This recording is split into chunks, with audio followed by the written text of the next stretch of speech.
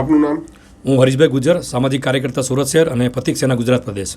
અત્યારે જે અયોધ્યા મુદ્દો જે બીજેપીનો ચાલી રહ્યો છે એ વિશે તમારું શું કહેવું થાય? આજે આ બહુ ગંભીરપૂર્ણ વાત કહેવાય. રાજનીતિની અંદર તો હાર જીતો થતી રહે છે. એક જમાનાની દિગ્ગજ નેતા ઇન્દિરા ગાંધી એ પણ હારી ગઈ હતી. અમેઠીના અમારા લોકપ્રિય નેતા રાહુલ ગાંધી એ પણ હારી ગયા હતા.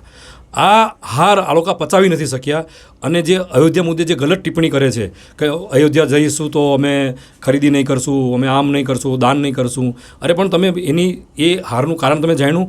ત્યાં 2200 લોકોના ઘર તૂટી ગયા, 800 દુકાન તૂટી ગઈ, કેટલા મંદિરો તૂટી ગયા, કેટલી મસ્જિદો તૂટી ગઈ, કેટલા લોકો ઘર બહાર થઈ ગયા.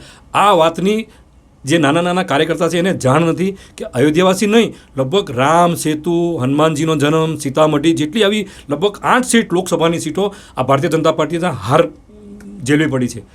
તો જે લોકો આ અયોધ્યા મુદ્દા પર જે ગલત ટિપ્પણી કરે છે એની વિરુદ્ધ પોલીસ કાર્યવાહી થવી જોઈએ. સોશિયલ મીડિયામાં જે લોકો ખોટી ટીકા, કારણ કે એનાથી એક સમાજમાં વિભાજન પેદા થાય છે. લોકો જે આજે અયોધ્યાના હોય, દિલ્હીના હોય, મધ્યપ્રદેશના હોય, મહારાષ્ટ્રના ગમે ત્યાંના હોય, એ હાર છે પણ એ સ્વીકારતા નથી અને જે ગલત ટિપ્પણી કરે છે એના પર પોલીસ દ્વારા એ લોકો પર કાર્યવાહી થવી જોઈએ. રાજસ્થાનનું પણ નામ આવેલું, રાજસ્થાન રાજ્યમાં પણ આવી સોશિયલ મીડિયા પોસ્ટ વાયરલ થઈ. આજે સુરત શહેરની જે મહિલા પ્રમુખ છે તેજલબેન કાપડિયા, એમના પતિ દ્વારા સોશિયલ મીડિયામાં એક પોસ્ટ મૂકવામાં આવી છે કે સુરત શહેરની અંદર કે રાજસ્થાનવાસીઓનો ખરીદી બંધ કરો અને ઉત્તર પ્રદેશના લોકોનો ખરીદી બંધ કરો. હું બેનને કહેવા માંગીશ કે આજે ભારતીય જનતા પાર્ટીની જે નીંવ છે ને, નીંવ એ રાજસ્થાન સમાજે નાખી છે, ઉત્તર પ્રદેશના લોકોએ નાખી છે. અને બીજું, તમે જો ખરીદી બંધ કરશો ને તો 80% કપડાં માર્કેટ રાજસ્થાનીઓના હાથમાં છે, તો તમે કપડાં પહેરવાનું બંધ કરશો. અને બીજો જે લોકો, જે મિલો, જે મોટી નાની મોટી જે મિલો છે, જે ફેક્ટરીઓ છે એ ઉત્તર પ્રદેશના હાથમાં છે. તો આવી ખોટી ટિપ્પણીથી બચવું જોઈએ. આજે તેજલબેન કાપડિયા અને એના જે ઘરવાળા છે વિક્રમભાઈ કાપડિયા, એમણે જે પોસ્ટ મૂકી છે કે રાજસ્થાનીઓનો વિરોધ કરો અને ઉત્તર પ્રદેશનો વિરોધ કરો, તો એમને કહેવા માંગીશ કે તમારા ગુજરાત પ્રદેશના અધ્યક્ષ CR પાટીલ સાહેબની જે પાર્ટી છે ને એમણે પણ મહારાષ્ટ્રમાંથી હાર મળી છે, મોટી હાર મળી છે. કે જ્યાં એક વર્ચસ્વ છે ભારતીય જનતા પાર્ટી અને NCP જે એ લોકો જે પાર્ટીનું વેચાણ કરીને જે સરકાર બનાવી હતી, એક મોટું એમાં પાર્ટી બનીને આવી હતી મહારાષ્ટ્રમાંથી, તો ત્યાં પણ એમની હાર થઈ છે. તો શું એ મુદ્દે જવાબ આપશે કે મહારાષ્ટ્રનો વિરોધ કરશે આ પાર્ટી? તાકાત છે તેજલબેન કાપડિયાની કે વિક્રમ કાપડિયા અથવા ભારતીય જનતા પાર્ટીના અન્ય કાર્યકર્તાની ભારતીય જનતા પાર્ટી મહારાષ્ટ્રની વિરુદ્ધમાં બોલવાની? તો આ વિશે આગળ તમારી કોઈ માગણી ખરી કલેક્ટર કચેરી આવેદન આવેલું?